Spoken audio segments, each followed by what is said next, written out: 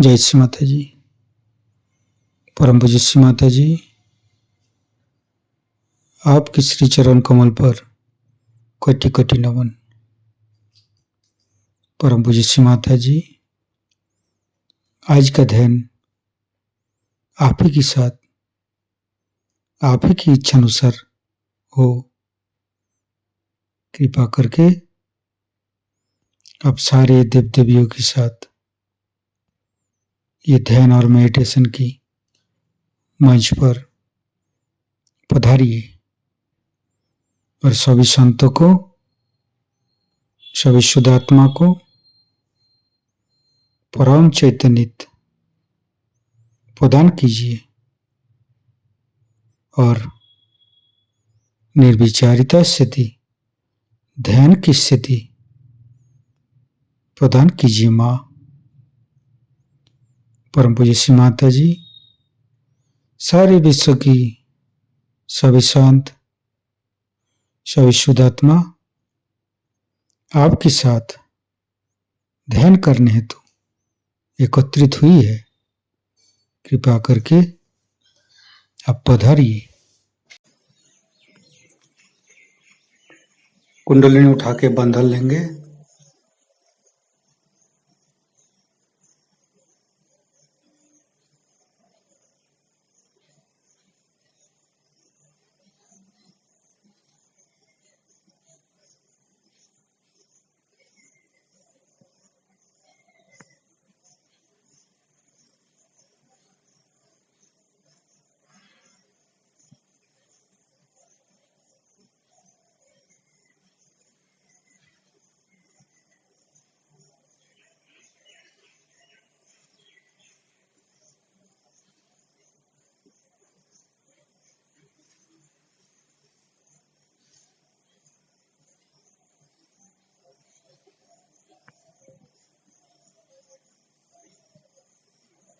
तीनों महामंत्र।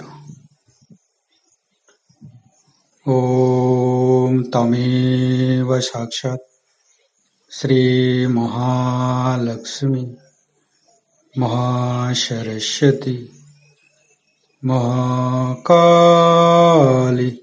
त्रिगुणात्मिका कुंडलिनी साक्षात् श्री आदिशक्ति माता जी श्री निर्मला देवे नमो नमः। ओम तमेव साक्षात् श्री कल्की साक्षात् श्री आदिशक्ति माता जी श्री निर्मला देवे नमो नमः। ओम तमेव साक्षात् श्री कल्की साक्षात् श्री सहस्रार स्वामिनी मोक्ष प्रदायिनी माता जी श्री निर्मला देवे नमो नमः। गणेश मंत्र लेंगे। ओम तमेव साक्षात् श्री गणेश साक्षात् श्री आदिशक्ति माता जी श्री निर्मला देवे नमो नमः। दोनों हाथ खुला हुआ परम पूज्य श्री माता जी के सामने, श्री माता जी के बिंदी को देखते हुए अपने मन के अंदर, अपने हृदय के अंदर अच्छे अच्छे चिंता लाते हुए परम पूज्य श्री माता जी कृपा करके आपके श्री चरण कमल की शीतलता हमारे हृदय पर प्रदान कीजिए। परम पूज्य श्री माता जी, हम अज्ञानी हैं, हमारी अज्ञानता के बस में यदि आपकी शान के खिलाफ कोई गलती हुआ हो, कृपा करके आप मुझे क्षमा कर दीजिए माँ। अपना हृदय में परम पूज्य श्री माता जी की श्री चरण की शीतलता महसूस करते हुए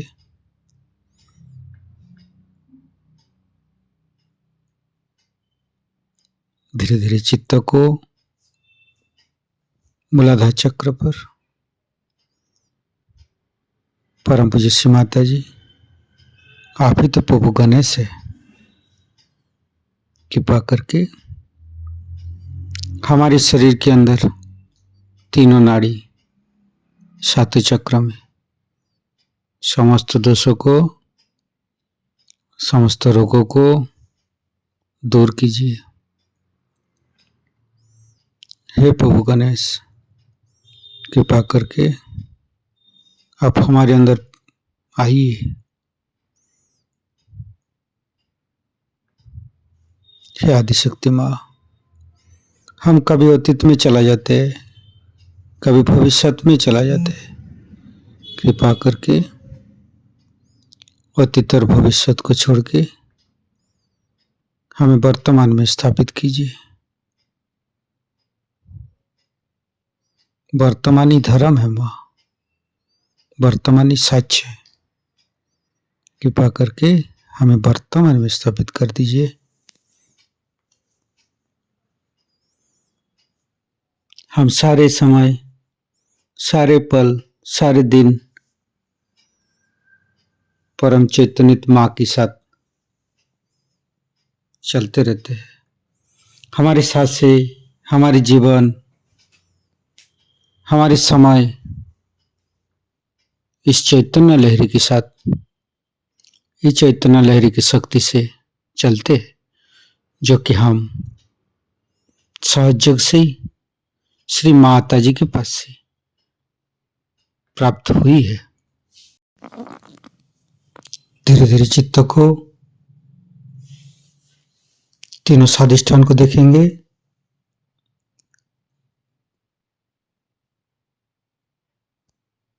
तीनों नाभि,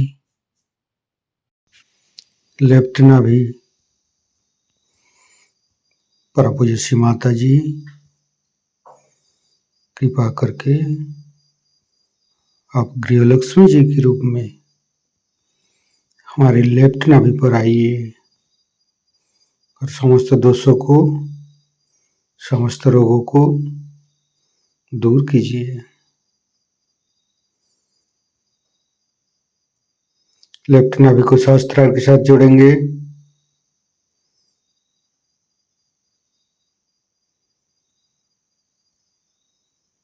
फिर चित्त को राइट नाभि, परम पूज्य श्री माता जी, कृपा करके आप हमारी राइट नाभि पर श्री राज लक्ष्मी जी के रूप में पधारिए। समस्त दोषों को, समस्त रोगों को दूर कीजिए।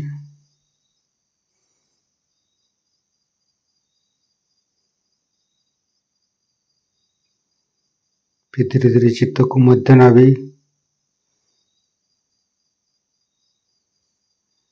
परम पूज्य श्री माता जी, आप ही ने तो हमें संतोष प्रदान की है, आप ही ने तो हमें उदार बनाया है। कृपा करके लक्ष्मी नारायण जी के रूप में हमारे मध्य नाभि पर आइए और चैतन्यित कीजिए। फिर धीरे धीरे चित्त को सहस्त्रार के साथ जुड़ेंगे।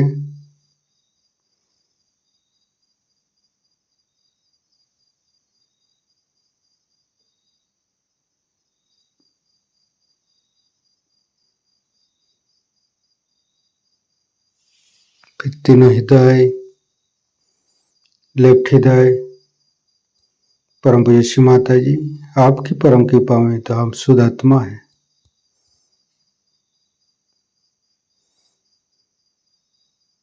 फिर राइट हृदय, फिर मध्य हृदय,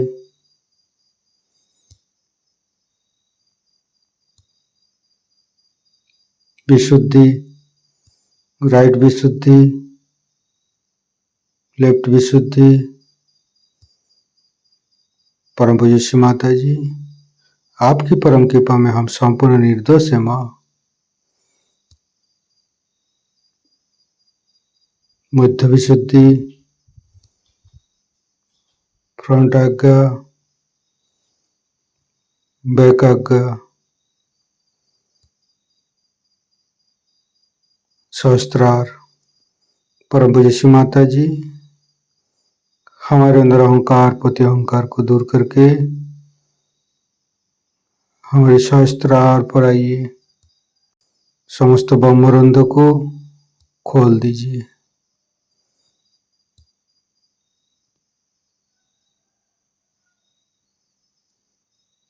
परम पूज्य श्री माता जी, हमें निर्विचारिता स्थिति, ध्यान का सिद्ध दीजिए।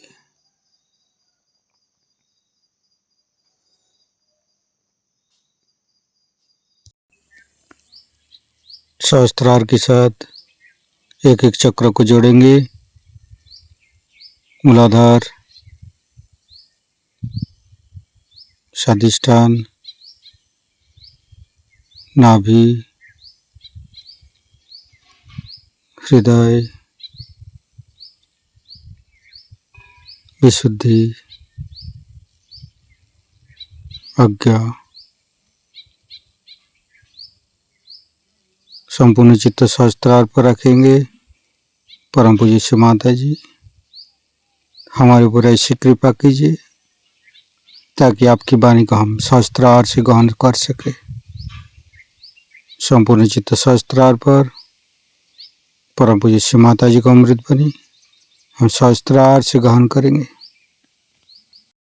तो देखा क्या कि जापान के बहुत से लोग आए हुए थे, बड़े बड़े जूम लेंस लगा करके। मैंने कहा ये क्या देख रहे हैं? चले वो ऐसी जो गंदी गंदी चित्र लगे हुए हैं उनको वो फोटो ले रहे हैं। मैंने कहा अच्छा, उसलिए वहां से जूम लेंस लेकर के यहाँ पहुंचे। इनकी दृष्टि ही गंदी है। मैंने कहा ये लोग तो बिल्कुल जो है बाथरूम इनकी संस्कृति, इनको कोई तमीज ही नहीं है। इनकी दृष्टि इतनी गंदी कि यही देखने के लिए आए यहाँ पर और उनको कुछ देखने को नहीं, यही फोटो खींच रहे। और बेचारे कलाकार भी क्या करते, उनको राजा महाराजा इतने ज्यादा विषयी लोग थे कि उन्होंने उनको कहा कि नहीं मंदिरों को ऊपर ऐसे ही बनाओ।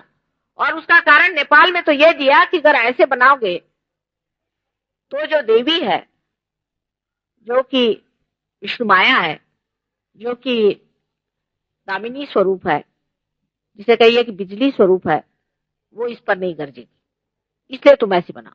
वो वहां जाएगी ही नहीं, कोई भी देवी नहीं जाएगी, कोई भी देवता नहीं जाएंगे, वो प्राण प्रतिष्ठा ही नहीं हो सकती वहां, जाने का सवाल क्या। इसी तरह के सब मंदिरों में तमाशे बना के रखे, यहां तक कि साक्षात जो पुरी में साक्षात उनके पास भी ऐसे ही गंदे सब लगा के रखे। वहां से भगवान उठने जाएंगे तो क्या इतनी गंदगी वहां करके रखी हुई है, ऐसे गंदे गंदे वहां पर चित्र बना के रखे। क्या परमात्मा को सब गंदी बातें अच्छी लगती? और क्योंकि हिंदू धर्म में कोई भी रुकावट नहीं किसी चीज की, चाहे जो कर लो, जैसा भी चाहे आप व्यवहार करो परमात्मा के साथ और उनके मूर्तियों के साथ, कोई कुछ कहने वाला नहीं।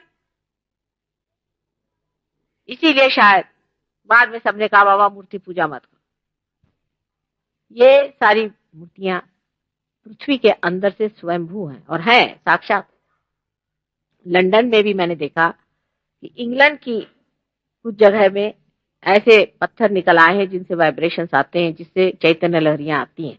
हर देश में है, लेकिन अपने देश में दृष्टा बहुत थे, जानकार बहुत थे, उन्होंने पहचाना और उसमें मंदिर खड़े किए और उसको माना।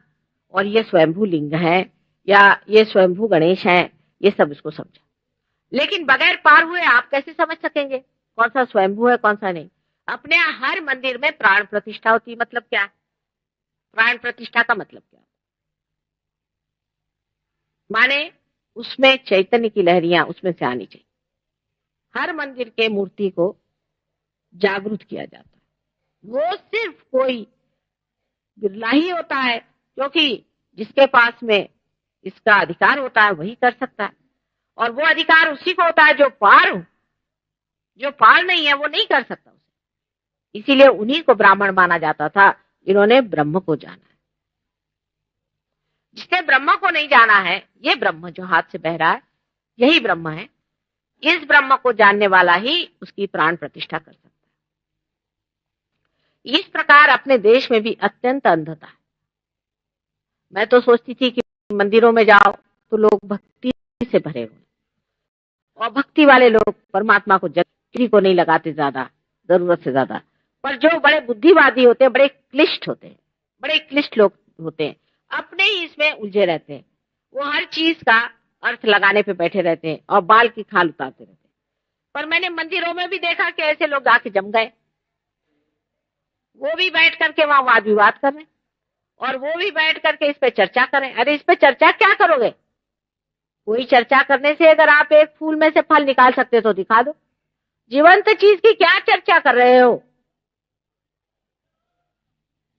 ये अगर किसी से पूछा जाए तो उनका अहंकार जागृत होगा। वाह, मैंने गीता पढ़ी है, मैंने फलाना पढ़ा है, फलाना पढ़ा है। पढ़ने से क्या होगा? अगर पढ़ने से आप एक बीज में से अंकुर निकाल दें,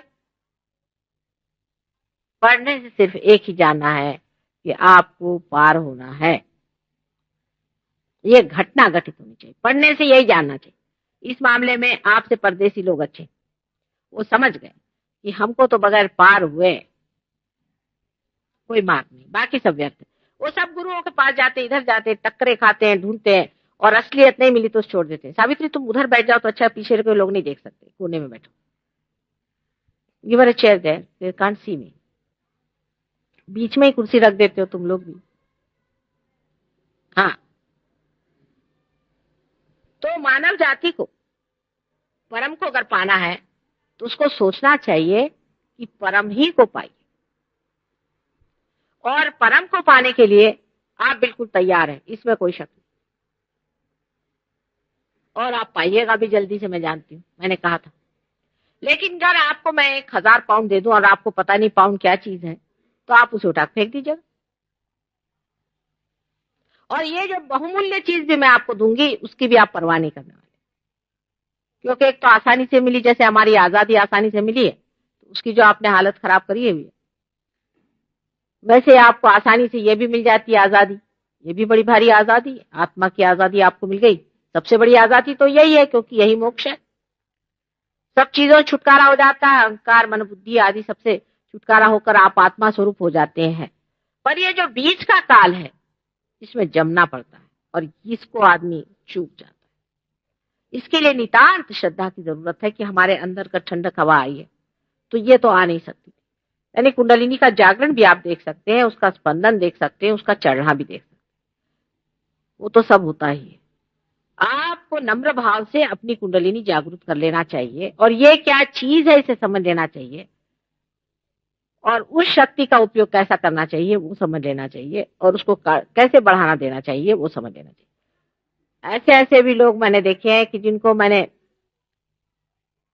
8 या 7 साल पहले जागृति दी थी, उन्होंने 10-10 हजार लोगों को जागृति दे के पार कर, गांव के गांव निर्व्यसनी कर दिए, मुक्त कर दिए सारे रोगों से। एक आध ऐसे भी लोग हमारे, उन्होंने 1 से 3 कर लिए, तीनों ने मिलकर के, ऐसे भी लोग मैंने देखे।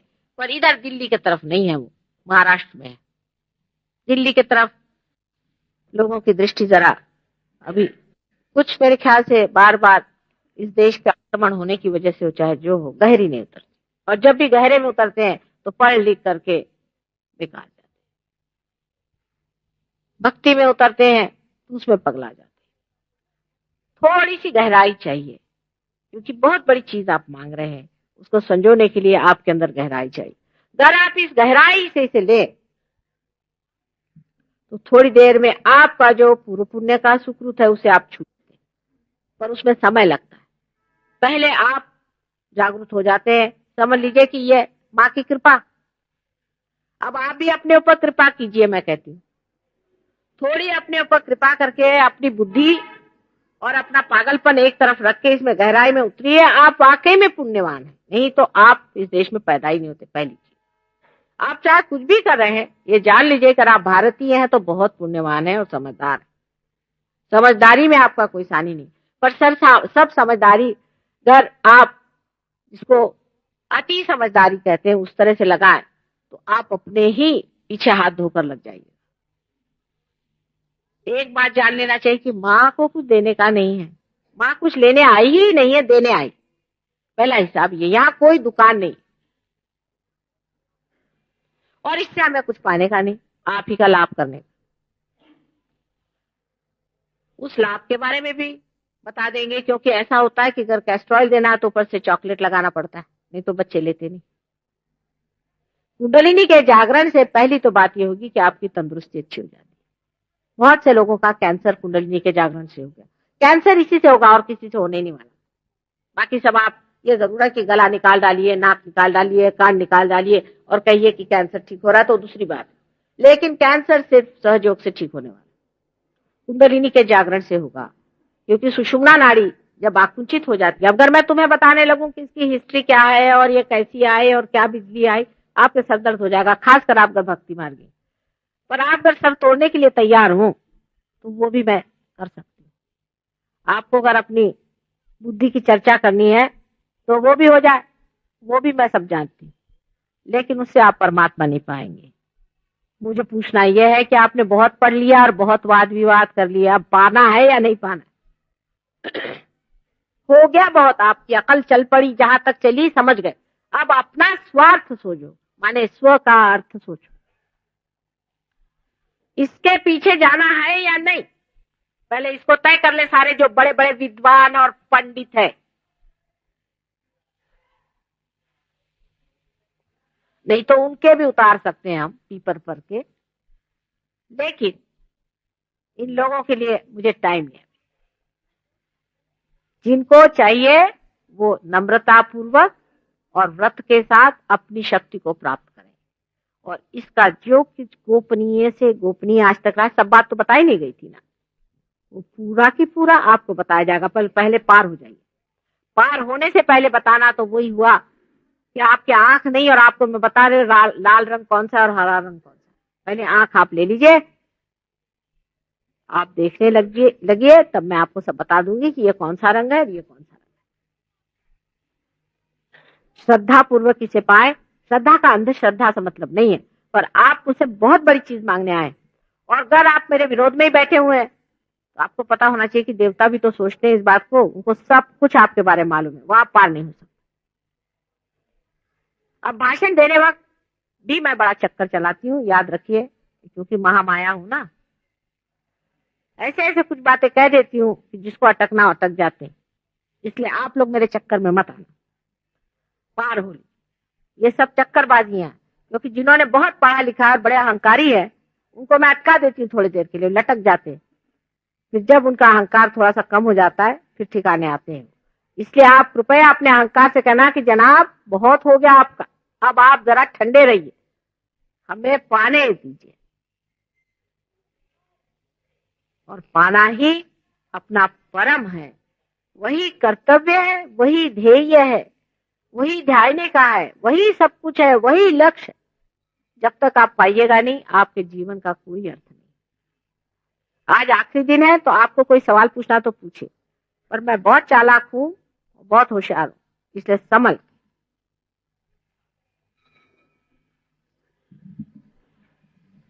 पूछ लीजिए, 5 मिनट और। हाँ पूछे बेटा, खड़े हो, खड़े। क्या है, क्या भेंट ले आए तुम? क्या ले आए भेंट? बेटा मैं पान तो खाती नहीं। अच्छा इलायची ले लेते हैं। इन लोगों ने मुझे बदनाम कर दिया। एक आई थी हमें मालूम इंटरव्यू करने, तो उसने कहा कि माँ बहुत पान खा रही थी। तो हमने कहा भाई इस जन्म में तो नहीं खाते, हाँ खाते थे, लेकिन तुमने पता नहीं मेरा कौन सा जन्म देखा। उन्होंने लिखा कि माँ पान बहुत खा रहे थे, और हम तो कभी पान छूते नहीं, इस जन्म में नहीं छुआ, हाँ पिछले जन्म में, उससे पिछले में खाते थे। तो मैंने कहा भाई तुमने कौन सा जन्म देखा जो छाप दिया तुमने कि माँ पान खा रही थी? तो खाते तो है नहीं हम पान बिल्कुल भी। ये चक्करबाजियां, इससे संभल के रहना। बेटा क्या सवाल पूछ, क्या बेटा? ना ना ना ना ना ना ना, ये सब कुछ नहीं। सिर्फ शराब नहीं पी सकते आप बाद में, अभी मैं कुछ नहीं कहूंगी, पर मैं अभी कहूंगी तो आधे लोग भाग जाएंगे। कुछ नहीं, आप लोग पहले पारो लो, फिर सब बात कहूंगी। अगर मैं तुमसे अभी कहूं कि शराब नहीं पीने का तो आधे लोग भाग जाएंगे, सिगरेट नहीं पीने का तो शायद पूरे लोग भाग जाए, औरतों से कहे कि उपवास नहीं करने का तो सबकी सब उठ के चली जाएंगी। इसलिए मैं नहीं कुछ कहने वाली, मैं बहुत समझ गई हूं। लेकिन वेजिटेरियन वगैरह का झगड़ा नहीं है सहज लोग में। मतलब यह है कि खाने का चक्कर कम करना। अपने देश में तो सुबह से शाम तक सिवाय खाना पीना और कुछ नहीं। हम लोग सोचते हैं कि खाने पीने से भगवान मिलते हैं। हम लोगों को जितने खाने पीने की समझ है सारे संसार में किसी को नहीं। आपको आश्चर्य होगा। हम जापान गए, अब जापान के लोग बुद्धिस्ट हैं वैसे बेचारे, तो वहां बड़ा आश्चर्य हुआ। एक लड़का एक झरने के किनारे बैठा और टुक टुक करके खा रहा था। मैंने कहा ये क्या खा रहा है?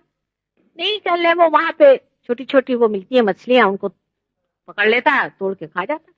अरे मैंने कहा क्या कच्ची हाँ कर ले, छोटी में खाने में क्या, हम लोग तो सभी खाते हैं। मैंने कहा इन लोगों को बेचारों का पानी से निकाला, वही गया और खा गया, कोई प्रश्न ही नहीं। और हमारे यहाँ नखरे की तो कोई कमी नहीं है, खाना ही पहली चीज। पहले ये कि आज क्या खाना बनेगा, हिंदुस्तानी का दिमाग समझ लेना चाहिए। फिर वो औरतों ने चक्कर चलाया कि भाई आज आपके लिए मैं ये बना रही हूं। अब पंजाबी होगी तो कहेगी आज सरसों का साग। कोई ना कोई, औरतें बड़ी होशियार है यहाँ, वो आदमियों को इसी चक्कर में रखती है। इन लोग को खाना नहीं बनाना आता, इसलिए औरतों को छोड़ भी नहीं सकते चाहे वो मार पीट दे। अब उन्होंने चक्कर चलाया मैं ये खाना बना रही। अच्छा यूपी वाले होंगे तो मेथी आलू बनेंगे, बड़े छोटे छोटे आलू मिल गए, मैं ले आई हूँ आपको खिला दूँ, हो गया। वो जो दफ्तर में 6 बजे निकला था 5 बजे घर पे आ जाएगा। सारा दिन हम लोग का इसी में चलता है कि आज क्या खाया और कल क्या खाया और उसका क्या होने का है उस खाने का। सारा दिन ही अब उपवास है, सारे घर में आफत मची। क्या दादी माँ आज उपवास कर रही, माँ तूफान मचा। उस दिन हनुमान जी चढ़ जाते हैं, उनके पास कोई जा नहीं सकता, किसी को फेंक मारेंगी, कुछ करेंगी। आज वो उपवास कर रही, क्या उपवास करे माने क्या एकदम वो देवता हो गए? उपवास करने की बीमारी तो ऐसी अपने देश में पड़ गई है। लेकिन उपवास कुछ नहीं होता, सारा समय विचार यही कि मैं क्या खाऊंगा। उपवास में पूरा विचार बना रहेगा कि मैं क्या खाऊंगा, और कोई विचार नहीं रहता है। उपवास तो नाम का होता है, बहाना ये कि आज कुछ अच्छी चीज मिल रही कि नहीं, सिंगाड़े का आटा मिल रहा है कि नहीं, कल उपवास है देखो पता करो। अब सबको आफत मची हुई कि सिंगाड़े का आटा मिलना चाहिए। अरे भाई ये इसलिए बनाया था कि एक तरह का खाना खाने से संतुलन नहीं आता है, इसलिए संतुलित खाना होना चाहिए। अब रे वेजिटेरियनिज्म की वो भी हद कर दी। मैंने अपने देश में, इस भारतवर्ष में ज्यादा फल और वेजिटेबल्स होते हैं, सब्जियां होती हैं, तो हम लोग सब्जी और फल ज्यादा खाएं। और गर्म देश है, बाकी चीजों से गर्मी ज्यादा होती है, इसलिए ज्यादा ये खाए, ये बात कहेंगे। लेकिन वेजिटेरियन लोगों में बहुत से लोग ऐसे भी होते हैं जो लहसुन भी नहीं खाते, प्याज भी नहीं खाते। अब उनको लहसुन अगर आप दिखा दीजिए तो भाग खड़े हो जाएंगे। अगर आपको डराना हो किसी को तो आप लहसुन दिखा दीजिए, लहसुन से डरते हैं। अब एक जर्मन डॉक्टर ने बताया है कि लहसुन और प्याज अगर नहीं खाओ तो हार्ट अटैक आता। हार्ट की ये जो आर्टरीज है ये हार्डन हो जाती, जस्ट लाइक अल्कोहलिज्म। मतलब अगर अल्कोहल खा लीजिए यानी शराब पी लीजिए तो जैसा आर्टरी का हाल होता है वही लहसुन प्याज नहीं खाने वालों का होता है। अब अपने यहाँ ऐसे बहुत से लोग हैं जो बिल्कुल पक्के वेजिटेरियन हैं। अभी हमारे यहाँ आती है ना कुछ कुछ, तो उनका वर्णन सुन लीजिए। मेरा ये हाल है कि मजाल नहीं कोई मुझे दूध दे दे और उसमें छाली हो। मैंने कहा अच्छा मजाल नहीं, क्या कर लीजिएगा आप? साहब मैं पीऊंगी नहीं। आप हैं कौन? मजाल नहीं कि कोई मुझे लहसुन छुआ दे, बस सारी विरस्ती जो खाने पीने पर। और गल कर आकर के कोई खड़ा हो गया तो थर थर थर थर कांपना शुरू हो जाएगा। जहां जो चीज होती है, माफिक होती है, जिसको जो माफिक होती है वो खाना पीना चाहिए। लेकिन खाना पीना कोई बहुत जरूरी चीज नहीं। आप अगर हमसे पूछे सवेरे क्या खा तो पता नहीं, शाम को क्या खा तो पता नहीं, किसी दिन का खाओ तो खाया, नहीं खाया तो नहीं खाया, 4-4 दिन भी नहीं खाया तो पता ही नहीं। लेकिन कोई भगवान के लिए नहीं है, आदत से लाचार, कुछ पता ही नहीं हमको रहता किसने क्या खाने को दिया नहीं दिया। क्या है खाना पीना, खाना पीना सुबह से शाम करके करते क्या है? पेट की बीमारी, इसकी बीमारी, उसकी बीमारी। जिसको जो संतुलन है वो करना चाहिए, जिसके लिए जो योग्य है वो खाना चाहिए। अब मैंने अगर कहा कि ऐसा कोई स्ट्रिक्टनेस नहीं है तो लगे फिर गोश्त वाले का लगे फिर सब गोश्त खाओ, नहीं नहीं नहीं नहीं।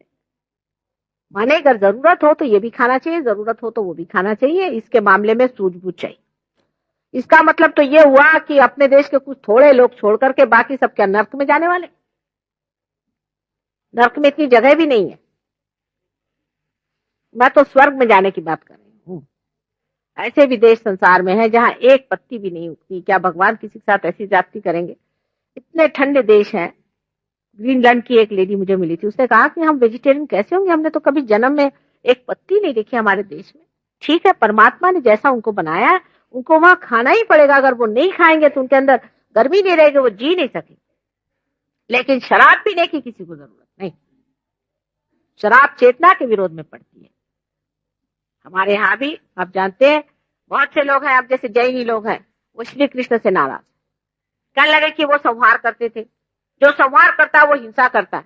तो मैंने कहा क्या वो जितने भी दैत्य और राक्षस थे उनके खोपड़ी पे बिठाएंगे? क्या उनका संहार नहीं करना होगा? ये लोग तो मच्छरों को भी बचाते रहते हैं, मच्छर और खटमल और मुर्गियां। क्या उनको मैं रियलाइजेशन देने वाली हूँ, उनको आत्म साक्षात्कार देने वाली हूँ? एक सोचिए बात।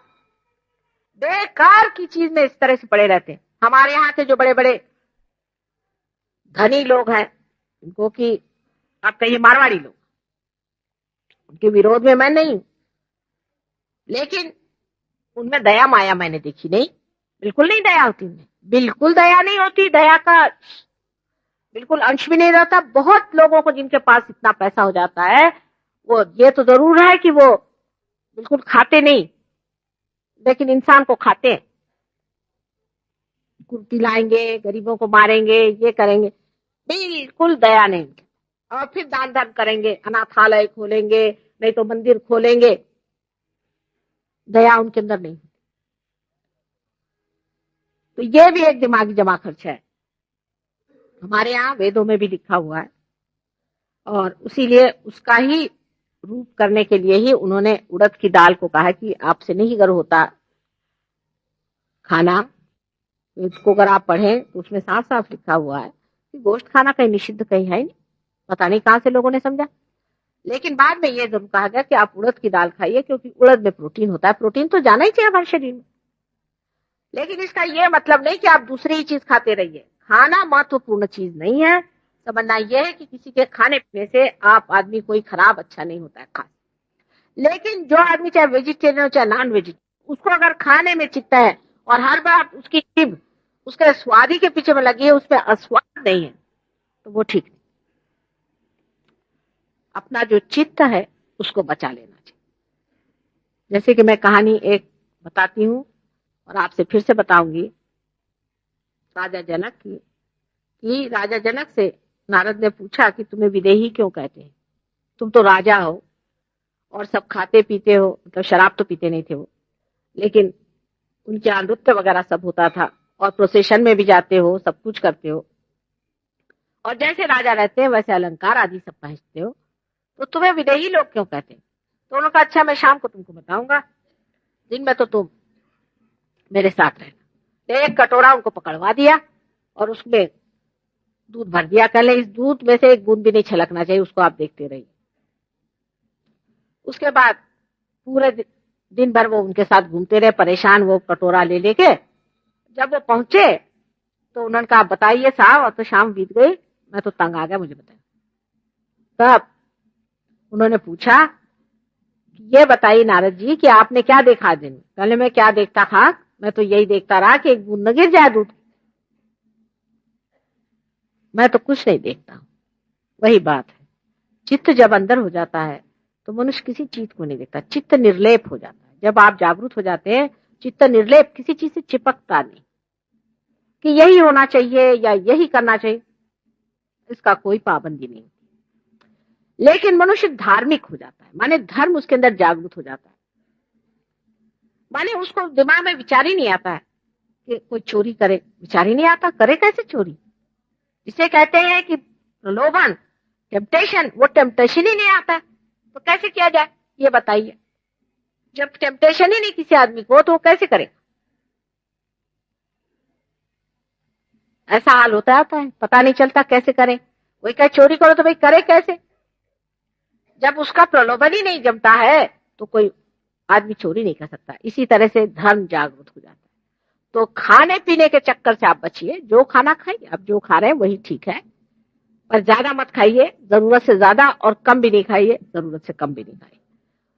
अगर आपको उपास करना है तो कभी उपास भी कर ले, लंघन भी कर ले, पर भगवान के नाम पे मत करिए। सहयोग में जो कुछ भी हम कह रहे हैं वो इतना सच्चा है कि अगर आप इससे अतिक्रमण करते हैं तो आपके वाइब्रेशन चले जाएंगे।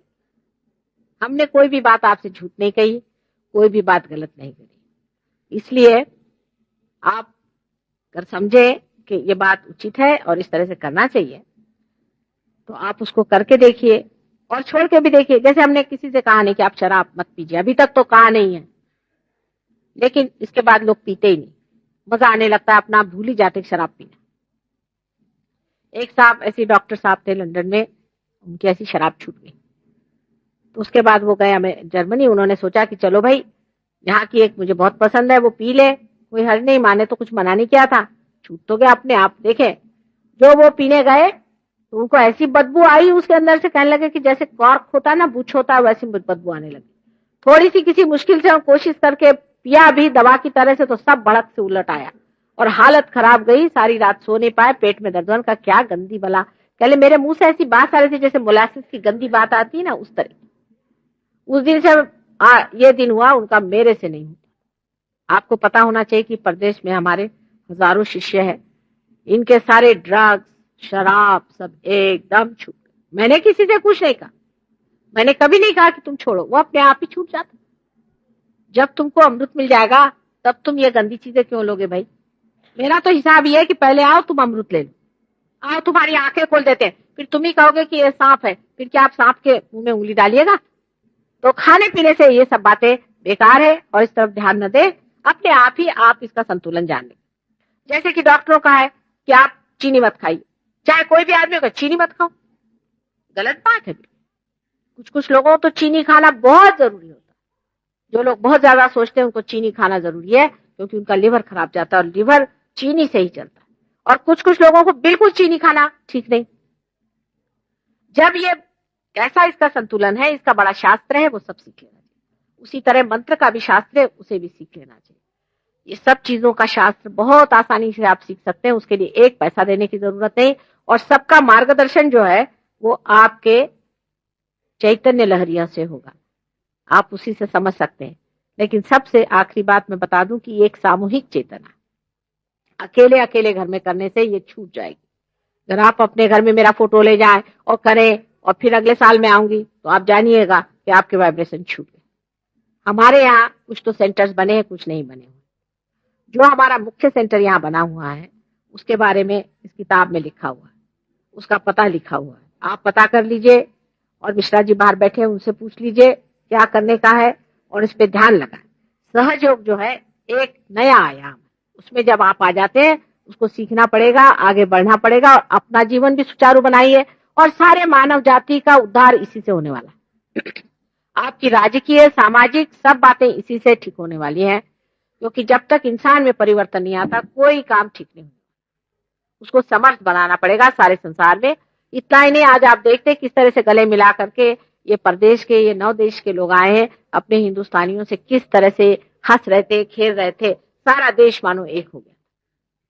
ये ऐसा नहीं है कि कुछ ग्रुप यहाँ आया और अजीब से कपड़े पहन के रास्ते में डांस करता जा रहा था। ये बात आदान प्रदान, प्रेम, समझ, एक ही भाषा वो बोलते हैं, वाइब्रेशन। आप तो साहब घड़ी देख रहे हैं, घड़ी मत देखिए आज के दिन। आप क्या सिनेमा में भी घड़ी देखते हैं? घड़ी मत देखिए, नहीं तो पार नहीं होने वाले आप। अगर आपने घड़ी देखी तो पार नहीं।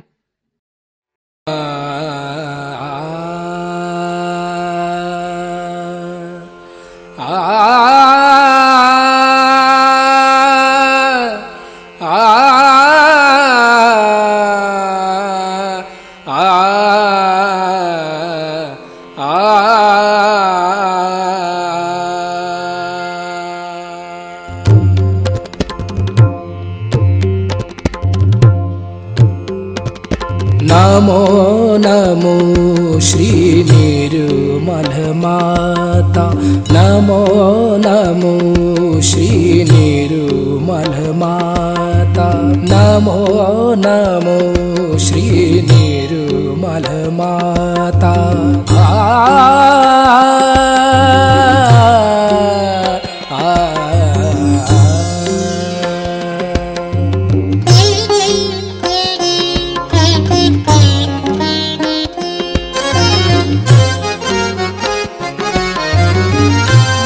मोक्षदायिनी हे परमेश्वरी, मोक्षदायिनी हे परमेश्वरी, मोक्षदायिनी।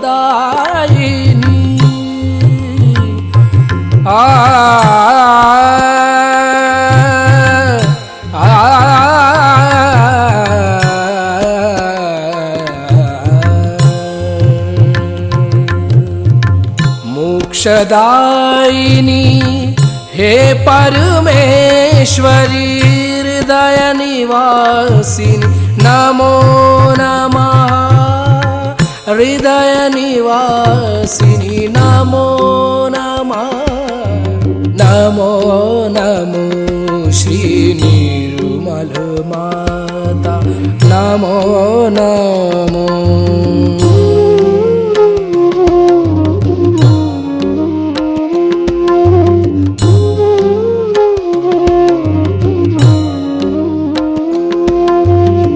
सहस्त्र कमल पर तुझको पाया, सहस्त्र कमल पर तुझको पाया।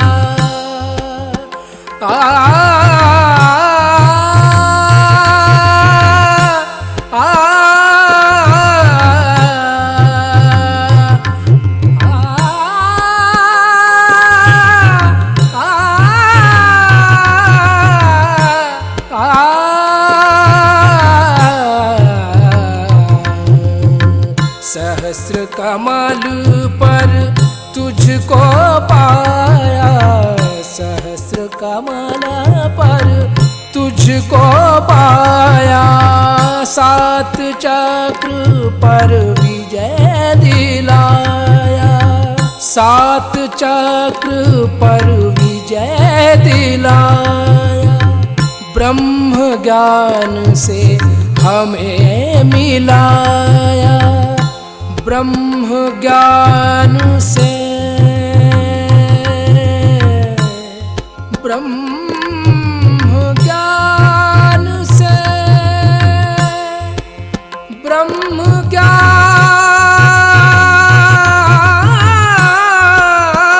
से, ब्रह्म ज्ञान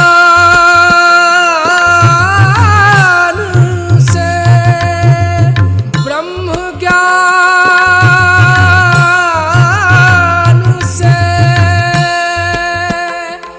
हमें मिलाया।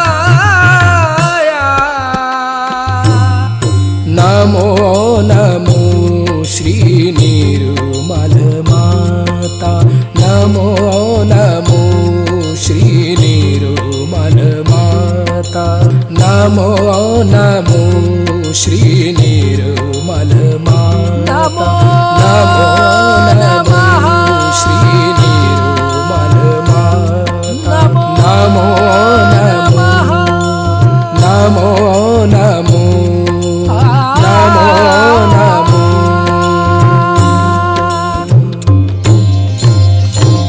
ओम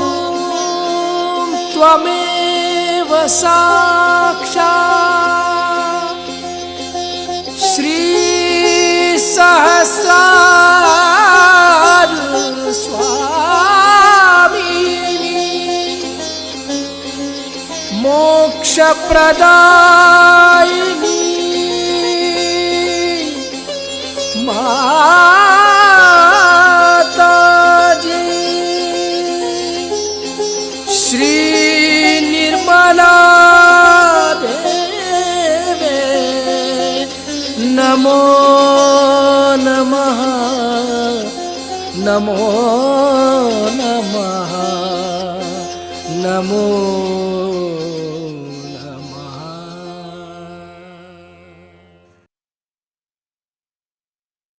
इस अवस्था को प्राप्त करने के बाद कृपया कुछ देर ध्यान में रहें। जय श्री माता जी।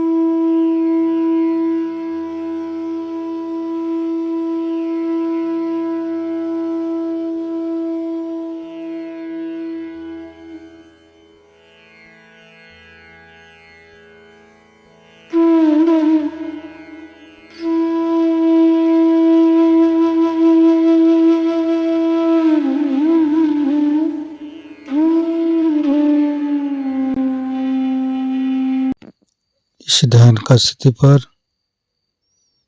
परम चैतन्य अनुभव करते हुए थोड़ी देर रहेंगे। दोनों हाथों पर सहस्त्रार पे परम पूज्य श्री माता जी का चैतन्य की वर्षा अनुभव करते हुए परम पूज्य श्री माता जी आज का ध्यान आपने करा के जो हमें चैतन्यत की है, निर्विचारिता स्थिति प्रदान की है, ध्यान की स्थिति प्रदान की है, इसके लिए मैं आपको कोटि कोटि नमन। कुंडली उठाकर बंधन लेंगे।